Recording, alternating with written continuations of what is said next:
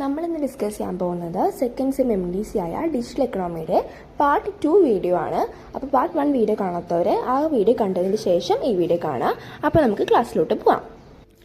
Economic impacts of digital economy. ഇതിൽ ഫസ്റ്റത്തെ പോയിന്റാണ് ഇമ്പാക്റ്റ് ഓൺ എക്കണോമിക് ഗ്രോത്ത്. അതായത് ഡിജിറ്റൽ എക്കണോമിയുടെ ഗ്രോത്തിനെ എങ്ങനെ ഇമ്പാക്റ്റ് ചെയ്യുന്നു, എങ്ങനെ ബാധിക്കുന്നു എന്നുള്ളതാണ് നമ്മൾ ഫസ്റ്റ് നോക്കാൻ പോകുന്നത്. ഇതിലത്തെ ആദ്യത്തെ സബ് പോയിന്റ് ആണ് contribution to GDP.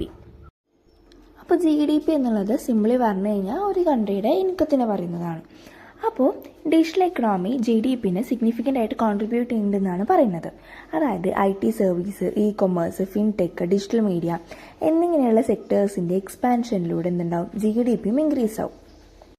In India, the IT and digital service sectors has become cornerstone of the economy. അതായത് ഇന്ത്യയിലെ IT, ഡിജിറ്റൽ സർവീസ് സെക്ടേഴ്സ്, അതായത് ഡിജിറ്റൽ എക്കണോമിക് സെക്ടേഴ്സ് ഒക്കെ എന്താണ് എക്കണോമിയുടെ ഒരു കോർണർ സ്റ്റോൺ ആയി മാറിയിട്ടുണ്ടെന്നാണ് പറയുന്നത്. ഇത് ഒരു അടിസ്ഥാന തൂണായിട്ട് മാറിയിട്ടുണ്ടെന്നാണ് പറയുന്നത്. നാഷണൽ GDPയിലെ ഒരു വലിയൊരു ഭാഗം കോൺട്രിബ്യൂട്ട് ചെയ്യുന്നത് ഈ സെക്ടേഴ്സ് ഒക്കെയാണ്, അതായത് ഡിജിറ്റൽ എക്കണോമി ആണെന്നുള്ളതാണ് പറയുന്നത്. നെക്സ്റ്റ് പോയിന്റ് എന്ന് പറയുന്നത് മാർക്കറ്റ് എക്സ്പാൻഷൻ ആണ്. Digital platforms enable businesses to reach a broader audience both domestically and internationally. അതായത് ഡിജിറ്റൽ പ്ലാറ്റ്ഫോംസ് ഒക്കെ യൂസ് ചെയ്തെന്നുണ്ടാവും ബിസിനസ്സുകൾക്ക് കൂടുതൽ ആളുകളിലേക്ക് എത്താനായിട്ട് സഹായിക്കും. പിന്നെ പറയുന്നത് എന്താണെന്ന് വെച്ച് കഴിഞ്ഞാൽ ലോക്കൽ മാർക്കറ്റിൽ ഒതുങ്ങാതെ നാഷണൽ ലെവലിലും അതുപോലെ തന്നെ ഇൻ്റർനാഷണൽ ലെവലിലും എന്ത് ചെയ്യാൻ പറ്റും, പ്രൊഡക്ട്സും സർവീസസും ഒക്കെ സെൽ ചെയ്യാനായിട്ട് കഴിയും. അപ്പോൾ ഇങ്ങനെ ചെയ്യുമ്പോൾ എന്തുണ്ടാവും, മാർക്കറ്റ്സ് എക്സ്പാൻഡ് ആവും, സെയിൽസ് കൂടും, അങ്ങനെ എക്കണോമിക്കും എന്തുണ്ടാവും, ഗ്രോത്ത്. അപ്പോൾ ഇങ്ങനെയൊക്കെയാണ് ഡിജിറ്റൽ എക്കണോമി മാർക്കറ്റ് എക്സ്പാൻഷനിലൂടെ എക്കണോമിക് ഗ്രോത്ത് കൂട്ടാനായിട്ട് സഹായിക്കുന്നതെന്നാണ് പറയുന്നത്. ഇനി മൂന്നാമത്തെ പോയിന്റ് എന്നുള്ളത് innovation and new business models. Through startups and entrepreneurship, the digital economy has lowered barriers to entry, fostering a vibrant startup ecosystem. ഇതിൽ പറയുന്നത് എന്താണെന്ന് വെച്ചാൽ ഡിജിറ്റൽ എക്കണോമി സ്റ്റാർട്ടപ്സ് അതുപോലെ തന്നെ ഓൺടർപ്രണർഷിപ്പ് ഇതിനുള്ള എൻട്രി ബാരിയേഴ്സ് ഭയങ്കരമായിട്ട് ലോവർ ചെയ്തിട്ടുണ്ടെന്നാണ് പറയുന്നത്. അതായത് ഇങ്ങനെയുള്ള കാര്യങ്ങളൊക്കെ ഡിജിറ്റൽ എക്കണോമി വലിയ രീതിയിൽ സപ്പോർട്ട് ചെയ്യുന്നുണ്ടെന്നാണ് പറയുന്നത്. ഇന്നെന്താണ് സ്റ്റാർട്ടപ്സ് തുടങ്ങാനായിട്ടോ അല്ലെങ്കിൽ ഒരു ബിസിനസ് തുടങ്ങാനായിട്ട് നമുക്ക് വലിയ രീതിയിലുള്ള ക്യാപിറ്റലോ അങ്ങനെയൊന്നും വേണമെന്നില്ല. പണ്ടെന്ന് പറയുന്നത് നമുക്ക് മാൻ പവർ, ക്യാപിറ്റൽ, ഒരു ഫിസിക്കലായിട്ടുള്ള ഒരു ഓഫീസ് ഇതൊക്കെ ആവശ്യമായിരുന്നു. പക്ഷേ ഇന്ന് നമുക്ക് സോഷ്യൽ മീഡിയ വഴി അല്ലെങ്കിൽ വെബ്സൈറ്റ് വഴിയൊക്കെ വളരെ ഈസി ആയിട്ട് എന്ത് ചെയ്യാൻ പറ്റും, സ്റ്റാർട്ടപ്സ് ഒക്കെ തുടങ്ങാനായിട്ട് സാധിക്കും. നാലാമത്തെ പോയിൻ്റാണ് inflow of foreign capital. Increased digitalization attracts foreign direct investment and venture capital, particularly in technology-driven sectors. അതായത് ഈ ഡിജിറ്റലൈസേഷൻ ഇൻക്രീസ് ആകുമ്പോൾ ഫോറിൻ ഡിറക്റ്റ് ഇൻവെസ്റ്റ്മെൻറ്റ്, അതായത് FDIയും അതുപോലെ തന്നെ വെഞ്ചർ ക്യാപിറ്റലൊക്കെ, അപ്പോൾ ഇത് എന്തുണ്ടാവും, ഈ ഇൻവെസ്റ്റ്മെൻറ്റ്സ് ഒക്കെ എക്കണോമിക് ആക്ടിവിറ്റിയും കൂട്ടും, അതുപോലെ തന്നെ GDPയുടെ ഗ്രോത്ത്. നെക്സ്റ്റ് പോയിൻ്റാണ് efficiency and cost reduction. Digital technology streamline operations, reduces transaction cost and eliminate intermediaries, leading to more efficient markets. അതായത് ഡിജിറ്റൽ ടെക്നോളജി വന്നതിലൂടെ ട്രാൻസാക്ഷൻ കോസ്റ്റ് റെഡ്യൂസ് ചെയ്യാനും അതുപോലെ തന്നെ ഇൻ്റർമീഡിയറീസിനെ എലിമിനേറ്റ് ചെയ്യാനൊക്കെ നമുക്ക് പറ്റുന്നുണ്ടെന്ന് പറയുന്നത്. അപ്പോൾ ഇങ്ങനെയുള്ള അൺനെസസറി ആയിട്ടുള്ള എക്സ്പെൻസ് ഒഴിവാക്കിയാൽ എന്തുണ്ടാവും, മാർക്കറ്റ്. പിന്നെ പറയുന്നത് എന്താണെന്ന് വെച്ച് കഴിഞ്ഞാൽ digital payment systems like UPI in India have made financial transactions faster and cheaper, benefiting both consumers and businesses. അതായത് ഇന്ത്യയിലത്തെ UPI പോലെയുള്ള ഡിജിറ്റൽ പേയ്മെൻറ്റ് സിസ്റ്റം എന്ത് ചെയ്യുന്നുണ്ട്, ഫിനാൻഷ്യൽ ട്രാൻസാക്ഷൻസ് വേഗത്തിലും ചീപ്പറായിട്ട് നടത്താനായിട്ട് സഹായിക്കുന്നുണ്ട്. അപ്പോൾ ഇത് കൺസ്യൂമേഴ്സിനും ബിസിനസ്സിനും ഒരേപോലെ ബെനിഫിറ്റ് ചെയ്യുന്ന ഒന്നാണ്. അപ്പോൾ ഇങ്ങനെയുള്ള കാര്യങ്ങളൊക്കെ ഡിജിറ്റൽ ടെക്നോളജിയിലൂടെയാണ് സാധിക്കുന്നതെന്നാണ് പറയുന്നത്. അപ്പോൾ സെക്കൻഡ് മെയിൻ പോയിന്റ് എന്ന് പറയുന്നത് ഇമ്പാക്റ്റ് ഓൺ പ്രൊഡക്ടിവിറ്റി. അതായത് ഡിജിറ്റൽ ടെക്നോളജി പ്രൊഡക്ടിവിറ്റിയിൽ വരുന്ന ഇമ്പാക്ട്സ് എന്തൊക്കെയാണെന്നുള്ളതാണ് നോക്കാൻ പോകുന്നത്. അതിലത്തെ ആദ്യത്തെ സബ് പോയിന്റ് എന്ന് പറയുന്നത് എൻഹാൻസ്ഡ് ബിസിനസ് പ്രോസസ്സസ്. ഇതിൽ പറയുന്നത് എന്താണെന്ന് വെച്ച് കഴിഞ്ഞാൽ ആർട്ടിഫിഷ്യൽ ഇൻ്റലിജൻസ്, മെഷീൻ ലേണിംഗ് എന്നിങ്ങനെയുള്ളതിൻ്റെ അഡോപ്ഷനിലൂടെ നമുക്ക് പ്രൊഡക്ടിവിറ്റി ഇമ്പ്രൂവ് ചെയ്യാനായി സാധിക്കുമെന്നാണ് പറയുന്നത്. അതായത് ആർട്ടിഫിഷ്യൽ ഇൻ്റലിജൻസ് അഡാപ്റ്റ് ചെയ്യുന്നതിലൂടെ ഈ റിപ്പീറ്റേറ്റീവ് ടാസ്ക് ഒക്കെ ഓട്ടോമേറ്റ് ചെയ്യാനും അതുപോലെ തന്നെ സപ്ലൈ ചെയിൻ കുറച്ചുകൂടി ബെറ്ററായിട്ട് മാനേജ് ചെയ്യാനും അതുപോലെ തന്നെ ഡിസിഷൻ മേക്കിംഗ് പ്രോസസ്സസ് എന്ത് ചെയ്യാൻ പറ്റും, കുറച്ചുകൂടി നല്ല രീതിയിൽ ഇമ്പ്രൂവ് ചെയ്യാനായിട്ട് സാധിക്കുമെന്നാണ് പറയുന്നത്. അപ്പോൾ ഇങ്ങനെയുള്ള കാര്യങ്ങളൊക്കെ എന്തുണ്ടാവും, this leads to higher output with the same or fewer inputs. അതായത് ഇത് എന്തുണ്ടാവും, സെയിം റിസോഴ്സ് ഉപയോഗിച്ചുകൊണ്ട് തന്നെ കുറച്ചുകൂടി നല്ല രീതിയിലുള്ള ഔട്ട്പുട്ട്, അതായത് ഹയർ ഔട്ട്പുട്ട് കിട്ടാനായിട്ട് സഹായിക്കുന്ന പറയുന്നത്. രണ്ടാമത്തെ സബ് പോയിൻ്റാണ് ഡാറ്റ ഡ്രൈവൺ ഡിസിഷൻ മേക്കിംഗ്.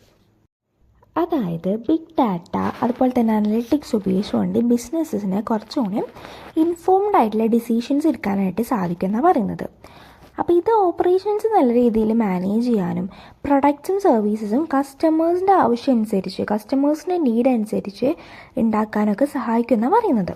അപ്പോൾ ഇങ്ങനെ നമ്മൾ ഡാറ്റ ഉപയോഗിച്ചുകൊണ്ട് നമ്മൾ ഡിസിഷൻസ് ഉണ്ടാക്കുകയും കസ്റ്റമേഴ്സിൻ്റെ നീഡ് അനുസരിച്ചുകൊണ്ട് പ്രൊഡക്ട്സ് ഡെവലപ്പ് ചെയ്യുമ്പോൾ എന്തുണ്ടാവും, നമ്മളുടെ പ്രൊഡക്ടിവിറ്റി കൂടും. അപ്പോൾ ഇതാണ് സെക്കൻഡ് പോയിന്റിൽ പറയുന്നത്. തേർഡ് പോയിന്റ് എന്നുള്ളത് സപ്ലൈ ചെയിൻ ആൻഡ് ലോജിസ്റ്റിക്സ്. അപ്പോൾ ഈ പോയിന്റിൽ വരുന്നത് എന്താണെന്ന് വെച്ച് കഴിഞ്ഞാൽ, ഡിജിറ്റൽ ടെക്നോളജി സപ്ലൈ ചെയിനായിട്ട് ഇൻറ്റിഗ്രേറ്റ് ചെയ്യുമ്പോൾ ട്രാൻസ്പെറൻസി കൂട്ടാനും അതുപോലെ തന്നെ ഡിലേസ് റെഡ്യൂസ് ചെയ്യാനും അതുപോലെ ലോജിസ്റ്റിക്സ് നല്ല രീതിയിൽ മാനേജ് ചെയ്യാനൊക്കെ സഹായിക്കുന്ന പറയുന്നത്. അപ്പോൾ ഈ ബ്ലോക്ക് ചെയിൻ, AI ഇങ്ങനെയുള്ളതൊക്കെയാണ് സപ്ലൈ ചെയിനെ കുറച്ചുകൂടി എഫിഷ്യൻ്റ് ആക്കുന്നത്. ഇത് ഈ മാനുഫാക്ചറിങ്, റീറ്റെയിലിംഗ് ഇങ്ങനെയുള്ളതിലൊക്കെയാണ് കുറച്ചുകൂടി നല്ല രീതിയിൽ യൂസ്ഫുൾ ആയിരിക്കുക. അപ്പോൾ സപ്ലൈ ചെയിന് കുറച്ചുകൂടി ട്രാൻസ്പെറൻസി ആക്കും അതുപോലെ തന്നെ നല്ല രീതിയിൽ എഫിഷ്യൻ്റ് ആക്കുന്നതിലൂടെയാണ് digital technology supply chain and ലോജിസ്റ്റിക്സിനെ ഹെൽപ്പ് ചെയ്യുന്നത്. അതുവഴി എന്തുണ്ടാവും, പ്രൊഡക്ടിവിറ്റി കൂടും ചെയ്യും. പിന്നെ നെക്സ്റ്റ് പോയിന്റ് എന്ന് പറയുന്നത് e-commerce എഫിഷ്യൻസിയാണ്. The digital economy has revolutionized e-commerce, making it easier to manage inventory, process orders and deliver goods, all of which contribute to overall productivity. ഈ പോയിന്റിൽ പറയുന്നത് എന്താണെന്ന് വെച്ച് കഴിഞ്ഞാൽ, ഡിജിറ്റൽ എക്കണോമി ഇ-കൊമേഴ്സിനെ കുറച്ചുകൂടി ഈസിയർ ആക്കിയിട്ടുണ്ട്. അതായത് ഇൻവെൻട്രീസൊക്കെ മാനേജ് ചെയ്യുക, അതായത് നമുക്ക് വരുന്ന സ്റ്റോക്കുകൾ, ഇങ്ങനെയുള്ള സ്റ്റോക്സൊക്കെ നല്ല രീതിയിൽ മാനേജ് ചെയ്തുകൊണ്ടും ഓർഡേഴ്സ് പ്രോസസ്സ് ചെയ്തുകൊണ്ടും ഡെലിവറി കുറച്ചുകൂടി ഫാസ്റ്റർ ആക്കുക, ഈസിയർ ആക്കുക, ഇങ്ങനെയുള്ളത് കൊണ്ടൊക്കെ എന്ത് ചെയ്യുന്നുണ്ട്, ഇ-കൊമേഴ്സ് കുറച്ചുകൂടി എഫിഷ്യൻ്റ് ആവുന്നുണ്ട്. അപ്പോൾ ഇതൊക്കെ എന്തിനായിരിക്കും, ഇതൊക്കെ പ്രൊഡക്ടിവിറ്റി കൂട്ടാനായിട്ട് സഹായിക്കുമെന്ന് പറയുന്നത്. നെക്സ്റ്റ് പോയിൻ്റാണ് റിമോട്ട് വർക്ക് ആൻഡ് കൊളാബറേഷൻ. ഈ പോയിന്റിൽ പറയുന്നത് എന്താണെന്ന് വെച്ചാൽ, റിമോട്ട് വർക്ക് എന്ന് പറയുന്നത് നമ്മൾ ഓഫീസിൽ പോകാതെ വീട്ടിലിരുന്നോ അല്ലെങ്കിൽ മറ്റേതെങ്കിലും സ്ഥലത്തിരുന്നോ ജോലി ചെയ്യുന്നതിനാണ് നമ്മൾ റിമോട്ട് വർക്ക് എന്ന് പറയുന്നത്. അപ്പോൾ ഈ റിമോട്ട് വർക്ക് സാധ്യമാവുന്നത് തന്നെ ഡിജിറ്റൽ ടൂൾസ് ഉപയോഗിച്ചുകൊണ്ടാണ്. അതായത് വീഡിയോ കോൺഫറൻസിങ്, അതായത് ഗൂഗിൾ മീറ്റ്, സൂം എന്നിങ്ങനെയുള്ള കാര്യങ്ങളും അതുപോലെ ക്ലൗഡ് കമ്പ്യൂട്ടിങ്, പ്രൊജക്ട് മാനേജ്മെൻറ്റ് എന്നിങ്ങനെയുള്ള ഡിജിറ്റൽ ടൂൾസ് കൊണ്ട് നമുക്ക് എന്ത് സാധ്യമാണ്, റിമോട്ട് വർക്ക് എന്നുള്ള കാര്യം സാധ്യമാണ്. അപ്പോൾ ഈ COVID-19 സമയത്തൊക്കെ ഈ റിമോട്ട് വർക്ക് കാരണം നമ്മൾ ജോലികൾ നിർത്തിവെക്കാതെ പ്രൊഡക്ടിവിറ്റി കൂട്ടാനായിട്ട് അല്ലെങ്കിൽ പ്രൊഡക്ടിവിറ്റി മെയിൻറ്റെയിൻ ചെയ്യാനായിട്ട് ഈ റിമോട്ട് വർക്ക് സഹായിച്ചു എന്ന് പറയുന്നത്. അപ്പോൾ ഇങ്ങനെയാണ് ഡിജിറ്റൽ ടൂൾസ് അല്ലെങ്കിൽ ഡിജിറ്റൽ ടെക്നോളജി പ്രൊഡക്ടിവിറ്റി കൂട്ടാനായിട്ട് സഹായിച്ചത് എന്നാണ് പറയുന്നത്. മൂന്നാമത്തെ മെയിൻ പോയിൻ്റാണ് ഇമ്പാക്റ്റ് ഓൺ എംപ്ലോയ്മെൻറ്റ്. അതായത് ഡിജിറ്റൽ ടെക്നോളജി അല്ലെങ്കിൽ ഡിജിറ്റൽ എക്കണോമി എംപ്ലോയ്മെൻറ്റിൽ വരുന്ന ഇമ്പാക്റ്റുകൾ എന്തൊക്കെയാണെന്നുള്ളതാണ് നമ്മൾ നോക്കാൻ പോകുന്നത്. അപ്പോൾ അതിലത്തെ ഫസ്റ്റത്തെ പോയിന്റ് എന്ന് പറയുന്നത് job creation in digital sectors എന്നുള്ളതാണ്. അതായത് ഈ IT, software development, digital marketing, e-commerce എന്നിങ്ങനെയുള്ള സെക്ടേഴ്സിൻ്റെ ഒക്കെ എക്സ്പാൻഷനിലൂടെ പുതിയ കുറേ ജോബ് ഓപ്പർച്യൂണിറ്റീസ് ക്രിയേഷൻ ആവുന്നുണ്ടെന്നാണ് പറയുന്നത്. ഇന്ത്യയിൽ IT സെക്ടറിൽ മാത്രമായിട്ട് മില്യൺസ് ഓഫ് പീപ്പിളാണ് ജോലി ചെയ്യുന്നത്. അതുകൂടാതെ ഡിജിറ്റൽ പ്ലാറ്റ്ഫോംസ് ഒക്കെ എന്ത് ചെയ്യുന്നുണ്ട്, കുറേ ആൻസിലറി ജോബ്സ് ക്രിയേഷൻ നടത്തുന്നുണ്ട്. അതായത് ആൻസിലറി ജോബ്സ് എന്ന് പറയുന്നത് പ്രൈമറി ജോബ്സിനെ സപ്പോർട്ട് ചെയ്യുന്ന ജോബ്സ്. അതായത് ഈ ഡെലിവറി ബോയ്സ് ഇങ്ങനെയുള്ള ജോബ്സൊക്കെ ആൻസിലറി ജോബ്സിൻ്റെ എക്സാമ്പിളായിട്ട് പറയാം. സെക്കൻഡ് സബ് പോയിൻ്റ് ആണ് ഗിഗ് എക്കണോമിക് ഗ്രോത്ത്. അപ്പോൾ ഗിഗ് എക്കണോമി എന്ന് പറയുന്നത് നമ്മൾ ടാസ്ക് ബേസ്ഡ് ജോലികൾ ചെയ്യാം, അതായത് സ്ഥിര ജോലി അല്ലാതെ ഓരോ ടാസ്ക് അനുസരിച്ച് ജോലി ചെയ്യുന്നതിനെയാണ് നമ്മൾ ഗിഗ് എക്കണോമി എന്ന് പറയുന്നത്. അപ്പോൾ ഈ ഡിജിറ്റൽ പ്ലാറ്റ്ഫോംസ്, അതായത് സൊമാറ്റോ, ഊബർ, അപ്വർക്ക് ഇങ്ങനെയുള്ള പ്ലാറ്റ്ഫോംസ് ഒക്കെ എന്ത് ചെയ്യുന്നുണ്ട്, ഗിഗ് എക്കണോമിയുടെ ഗ്രോത്തിനെ ഹെൽപ്പ് ചെയ്തിട്ടുണ്ടെന്ന് പറയുന്നത്. അതായത് ഇങ്ങനത്തെ പ്ലാറ്റ്ഫോംസൊക്കെ ഇങ്ങനെയുള്ള ഫ്ലെക്സിബിൾ വർക്ക് ഓപ്പർച്യൂണിറ്റീസ് പ്രൊവൈഡ് ചെയ്യുന്നതിലൂടെ എംപ്ലോയ്മെൻറ്റിനെ അത് സഹായിക്കുന്ന പറയുന്നത്. എംപ്ലോയ്മെൻറ്റ് ആളുകളിലേക്ക് കിട്ടും, അതായത് ജോലി ആളുകൾക്ക് കിട്ടും. അതായത് ഇത് മെയിൻലി ഹെൽപ്ഫുൾ ആയിരിക്കുക എന്ന് പറയുന്നത് ട്രഡീഷണൽ ജോബ്സിൽ ആക്സസ് ഇല്ലാത്തവർക്ക്, അതായത് ഡോക്ടർ അങ്ങനെയുള്ള ട്രഡീഷണൽ ജോബ്സ് കിട്ടാത്തവർക്ക് ഇങ്ങനെയുള്ള ഗിഗ് എക്കണോമിക് ഗ്രോത്തിലൂടെ ഇങ്ങനെയുള്ള ഫ്ലെക്സിബിൾ ആയിട്ടുള്ള വർക്ക് ഓപ്പർച്യൂണിറ്റീസൊക്കെ കിട്ടും. അപ്പോൾ ഈ പോയിന്റ് പറയുന്നത് ഇത്രയേ ഉള്ളൂ. ഡിജിറ്റൽ പ്ലാറ്റ്ഫോംസ് വന്നതോടെ ഇങ്ങനെയുള്ള ഗിഗ് എക്കണോമിയുടെ ഗ്രോത്ത് വന്നു എന്നാണ് പറയുന്നത്. ഇനി നമുക്ക് നെക്സ്റ്റ് പോയിന്റ് നോക്കാം. അതായത് മൂന്നാമത്തെ പോയിന്റ് എന്ന് പറയുന്നത് ജോബ് ഡിസ്പ്ലേസ്മെൻ്റ് ആണ്. ഡിജിറ്റൽ എക്കണോമി വന്നതിലൂടെ കുറേ പുതിയ ജോലികൾ ഉണ്ടാകുന്നുണ്ട്, അതോടൊപ്പം കുറേ പഴയ ജോലികൾ എന്താകുന്നുണ്ട്, ഇല്ലാതാവുകയും ചെയ്യുന്നുണ്ട്. അപ്പോൾ ഇതിനെയാണ് നമ്മൾ ജോബ് ഡിസ്പ്ലേസ്മെൻ്റ് എന്ന് പറയുന്നത്. ഇത് മെയിൻലി മാനുഫാക്ചറിങ് പോലെയുള്ള ഇൻഡസ്ട്രീസിലാണ് കാണാൻ പറ്റുക. അതായത് ഇപ്പോൾ ഒരു ഫാക്ടറിയിൽ നമ്മൾ ചിലപ്പോൾ എന്ത് ചെയ്യും, വർക്കേഴ്സിനെ റീപ്ലേസ് ചെയ്തുകൊണ്ട് ചിലപ്പോൾ ഒരു മിഷീൻ വന്നേക്കാം. അപ്പോൾ ഇങ്ങനെയുള്ള കാര്യങ്ങളൊക്കെയാണ് ജോബ് ഡിസ്പ്ലേസ്മെൻറ്റ് എന്ന് പറയുന്നത്. അപ്പോൾ അതാണ് ഈ പോയിന്റ് പറയുന്നത്. ഇനി നെക്സ്റ്റ് പോയിന്റ് നോക്കാം, reskilling needs. The shift to digital requires workers to acquire new skills. അതായത് ഡിജിറ്റലി നമ്മൾ മാറുമ്പോൾ വർക്കേഴ്സിനൊക്കെ പുതിയ സ്കിൽസ് പഠിക്കേണ്ടതായിട്ട് വരുന്നുണ്ട്. ഇതിനാണ് നമ്മൾ റീസ്കില്ലിംഗ് എന്ന് പറയുന്നത്. ഇപ്പോൾ ഏറ്റവും കൂടുതൽ ഡിമാൻഡ് ഉള്ളതെന്ന് പറയുന്നത് എന്താണ്, ഡിജിറ്റൽ ലിറ്ററസി ഉണ്ടോ, അതുപോലെ ടെക്നിക്കൽ സ്കിൽസ്, അഡ്വാൻസ്ഡ് ആയിട്ടുള്ള ടെക്നിക്കൽ സ്കിൽസ്, ഇങ്ങനെയുള്ള കാര്യങ്ങളൊക്കെയാണ് ഇപ്പോൾ ഡിമാൻഡായിട്ട് വന്നുകൊണ്ടിരിക്കുന്നത്. ഡിജിറ്റൽ എക്കണോമിയുടെ ആവശ്യങ്ങൾ നിറവേറ്റാനായിട്ട് വർക്ക് ഫോഴ്സിനെ അപ്ഡേറ്റ് ചെയ്യുക എന്നുള്ള ലക്ഷ്യമാണ് ഈ പോയിന്റിലൂടെ ഉദ്ദേശിക്കുന്നത്. അതാണ് റീസ്കില്ലിംഗ് നീഡ്സ് എന്നുള്ളത്. ഇനി നെക്സ്റ്റ് പോയിന്റ് നോക്കാം. നെക്സ്റ്റ് പോയിന്റ് എന്ന് പറയുന്നത് changing nature of work to remote and hybrid work models. അതായത് ഈ പോയിന്റിൽ പറയുന്നത് എന്താണെന്ന് വെച്ചാൽ, ഡിജിറ്റൽ എക്കണോമി വന്നതോടെ ജോലി ചെയ്യുന്ന രീതിയിൽ വലിയ മാറ്റങ്ങൾ ഉണ്ടായിട്ടുണ്ട്. അപ്പോൾ റിമോട്ട് വർക്കും ഹൈബ്രിഡ് വർക്കും, റിമോട്ട് വർക്ക് എന്ന് പറയുന്നത് വീട്ടിലിരുന്നുകൊണ്ട് ജോലി ചെയ്യുന്നതും, ഹൈബ്രിഡ് വർക്ക് എന്ന് പറയുന്നത് ചില ദിവസം ഓഫീസിൽ പോയിട്ടും എന്നാൽ ചില ദിവസം വീട്ടിലിരുന്ന്, അങ്ങനെയുള്ള ഒരു ടൈപ്പ് ഓഫ് വർക്കിംഗ് മോഡലിനാണ് നമ്മൾ ഹൈബ്രിഡ് വർക്കിംഗ് എന്ന് പറയുന്നത്.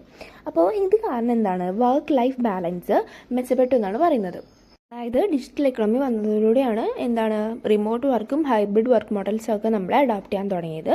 ഈ ഫ്ലെക്സിബിലിറ്റി എംപ്ലോയ്മെൻറ്റിൽ വരുന്ന ആ ഒരു നേച്ചറിനെ മാറ്റാനായിട്ട് സഹായിച്ചു എന്നാണ് പറയുന്നത്. അതായത് കുറച്ചുകൂടി നമ്മൾ പറഞ്ഞ പോലെ വർക്ക് ലൈഫ് ബാലൻസ് മെച്ചപ്പെട്ടു. അതുപോലെ തന്നെ ഈ ടാലൻ്റ് ആയിട്ടുള്ള എംപ്ലോയീസിന് നമുക്ക് കമ്പനീസിന് സ്ഥലപരിമിതി ഇല്ലാതെ അപ്പോയിൻറ്റ് ചെയ്യാനായിട്ട് സഹായിച്ചു എന്നാണ് പറയുന്നത്. നെക്സ്റ്റ് പോയിൻ്റാണ് ഓൺടർപ്രന്യൂറിയൽ ഓപ്പർച്യൂണിറ്റീസ്. അതായത് ഡിജിറ്റൽ പ്ലാറ്റ്ഫോംസ് വഴി ഇൻഡിവിജ്വൽസിന് അവരുടേതായിട്ടുള്ള ബിസിനസ്സുകൾ, അതായത് കുറവ് ക്യാപിറ്റലിലെ ബിസിനസ് സ്റ്റാർട്ട് ചെയ്യാനായിട്ട് സാധിച്ചു എന്നാണ് പറയുന്നത്. അതായത് ഇപ്പോൾ ഇ കൊമേഴ്സ്, അതുപോലെ തന്നെ കോണ്ടന്റ് ക്രിയേഷൻ, അതുപോലെ അങ്ങനെയുള്ള കുറേ തരത്തിലുള്ള ജോബ് ഓപ്പർച്യൂണിറ്റീസ് അല്ലെങ്കിൽ ബിസിനസ് ഓപ്പർച്യൂണിറ്റീസ് ഡിജിറ്റൽ പ്ലാറ്റ്ഫോം കാരണം ഇൻഡിവിജ്വൽസിന് ലഭിച്ചു എന്ന് പറയുന്നുണ്ട്. അതായത് ഇൻ കൺക്ലൂഷൻ, ഡിജിറ്റൽ എക്കണോമി എന്ന് പറയുന്നത് എക്കണോമിക് ഗ്രോത്ത് കൂട്ടാനായിട്ട് സഹായിച്ചിട്ടുണ്ടെന്ന് പറയുന്നത്. അതായത് പ്രൊഡക്ടിവിറ്റി കൂട്ടിക്കൊണ്ടും അതുപോലെ തന്നെ പുതിയ എംപ്ലോയ്മെൻറ്റ് ഓപ്പർച്യൂണിറ്റീസ് ക്രിയേറ്റ് ചെയ്തുകൊണ്ടും എക്കണോമിക് ഗ്രോത്ത് കൂട്ടാനായിട്ട് സഹായിച്ചിട്ടുണ്ട്. അപ്പോൾ ഇത്ര പോയിന്റ്സ് ആണ് എക്കണോമിക് ഇമ്പാക്ട്സ് ഓഫ് ഡിജിറ്റൽ എക്കണോമിയിൽ വരുന്നത്. അപ്പോൾ ഇതെല്ലാം മനസ്സിലായെന്ന് വിചാരിക്കുന്നു. എന്തെങ്കിലും ഡൗട്ട് ഉണ്ടെങ്കിൽ കമൻറ്റ് ബോക്സിൽ പറയാം. വീഡിയോ ഇഷ്ടപ്പെട്ടാൽ ലൈക്ക് ചെയ്യാനും സബ്സ്ക്രൈബ് ചെയ്യാനും മറക്കരുത്. അപ്പോൾ നമുക്ക് ഇതിൻ്റെ പാർട്ട് 3 വീഡിയോ ഉടൻ തന്നെ വരുന്നതായിരിക്കും. താങ്ക്